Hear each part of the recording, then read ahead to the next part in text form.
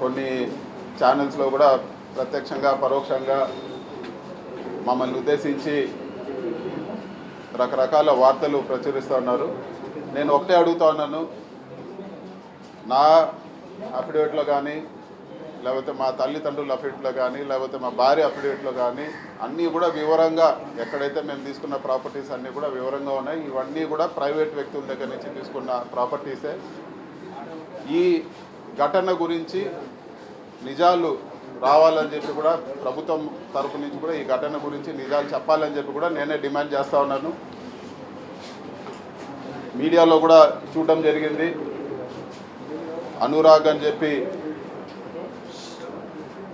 ఒక అనుమానితుడిని కస్టడీలోకి తీసుకున్నారని చెప్పి కూడా వాళ్ళ పేరెంట్స్ కూడా అతను వాళ్ళ ఫ్యామిలీ అంతా కూడా మేము తెలుగుదేశం నాయకులు, మేము తెలుగుదేశం పార్టీకి సంబంధించిన వాళ్ళు, మా పిల్లోని అనవసరంగా పట్టుకున్నారని చెప్పి కూడా మాట్లాడుతున్నారని చెప్పి కూడా మీడియాలో కూడా చూడడం జరిగింది. ఇవన్నీ కూడా నిజాలు బయట రావాల్సి ఉంది.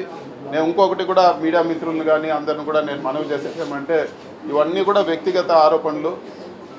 ఒక వ్యక్తిగత ఆరోపణ చేసే ముందు మీరు మా వివరణ కోరితే ఖచ్చితంగా మా వివరణ కూడా తీసుకొని ఇదో ఈ విధంగా ఆరోపణ ఉందంటే మా వివరణ కూడా మేము చెప్తాము. దయచేసి రెండు కూడా మీరు చూసి నిజాలు మీరు వేయాలని చెప్పి కూడా నేను కోరుతా ఉన్నాను. రాజకీయ ఆరోపణలు ఉంటే పర్వాలేదు, వ్యక్తిగత ఆరోపణలు వచ్చినప్పుడు ఖచ్చితంగా మేము వివరణ ఇచ్చేదానికి సిద్ధము. ప్రతి ఒక్క ఏది చేసినా కూడా ఈరోజు దాదాపు 30 సంవత్సరాలుగా వ్యాపారం చేస్తున్నాము. ప్రతి ఒక్కటి కూడా ఇన్కమ్ ట్యాక్స్ డిపార్ట్మెంట్లో ఉంది. ప్రతి ఒక్క అసెట్ మాకు ఏదైతే ఉందో అవన్నీ కూడా ఈరోజు మీకు అఫిడవిట్లో ప్రతి ఒక్కటి కూడా అన్నీ చేర్చడం జరిగింది. ఇవన్నీ కూడా పద్ధతిగా ఎక్కడ ఏది ఉన్నది కూడా ప్రతి ఇయర్లీ కూడా రిటర్న్స్ ఫైల్ చేయడం కానీ ప్రతి ఒక్కటి కూడా కానీ అన్నీ కూడా పద్ధతిగా ఉన్నాయి. కాబట్టి ఏది అడిగినా కూడా మేము వివరణ ఇస్తాం. దాని తర్వాత మీరు ఖచ్చితంగా మీరు తప్పు ఉంటే అవన్నీ కూడా నిలదీయండి, లేకపోతే మీరు ఏ పేపర్లో వేసినా కానీ టీవీలో వేసినా కానీ అవన్నీ కూడా సమంజసమే అని చెప్పి కూడా నేను అడుగుతున్నాను. అదేవిధంగా ఈరోజు ఆరోపణ చేసే నాయకులందరూ కూడా ఫ్యాక్ట్స్ ఊరికే నోటికి వచ్చినట్లు ఇన్ని 100 ఎకరాలను 1000 ఎకరాలను ఏదంటే అది ఈరోజు మాట్లాడుతూ ఉన్నారు. సాక్ష్యాధారాలతో కూడా మాట్లాడాలని చెప్పి కూడా నేను కోరుతా ఉన్నాను. అదేవిధంగా ఈరోజు గత 10 ఎలక్షన్లు దాదాపు 10 ఎలక్షన్లు మా తండ్రి ఎమ్మెల్యేగా పోటీ చేశారు. నేను కూడా ఇది 3వ ఎలక్షన్ నేను ఎంపీగా రావడం జరిగింది.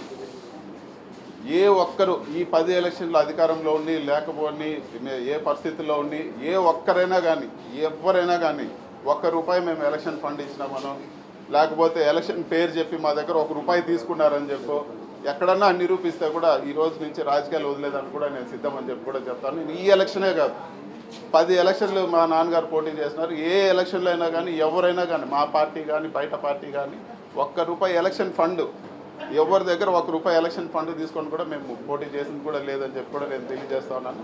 కాబట్టి దయచేసి ఈ ఆరోపణలన్నీ కూడా ఈ పసలేని ఆరోపణలన్నీ కూడా వ్యక్తిగత ఆరోపణలు చేసే ముందు ఖచ్చితంగా మా వివరణ తీసుకోవాలని చెప్పి కూడా నేను మీడియా మిత్రులను కోరుతా ఉన్నాను. ఇవన్నీ కూడా ఈ మదనపల్లి ఘటన ఇవన్నీ కూడా బయట రావాలని చెప్పి కూడా కోరుతా ఉన్నాను. కొంతమంది మాట్లాడుతూ ఉన్నారు రికార్డులు తారుమారు చేసేదానికి ఈ ఘటన జరిగిందని చెప్పి. నేను ఒకటే అడుగుతాను, మా అఫిడవిట్లో ఉండే ప్రాపర్టీస్ కానీ ఇంకటి కానీ ఏదైనా కానీ ఎంఆర్ఓ ఆఫీస్లో ఉంటాయి, కలెక్టర్ ఆఫీస్లో ఉంటాయి, CCLAలో కూడా ఇవన్నీ రికార్డ్స్ ఉంటాయి. సో ఇవన్నీ కూడా ఏదో చిన్న ఘటన జరిగితే రికార్డ్స్ అన్ని తారుమారే పరిస్థితి ఉండదు.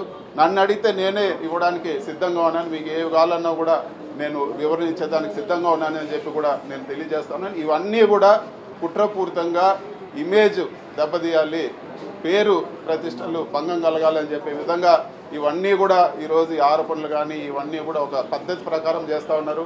ఈ కొన్ని రోజుల ముందు చూసాం, ఒక ఆయన వచ్చి ఎర్రచందనం వ్యాపారం చేశారని నేను గట్టిగా అడిగాను, సాక్ష్యాధారాలు చూపించండి లేకపోతే క్షమాపణ చెప్పండి. ఇప్పుడు వరకు జవాబు లేదు.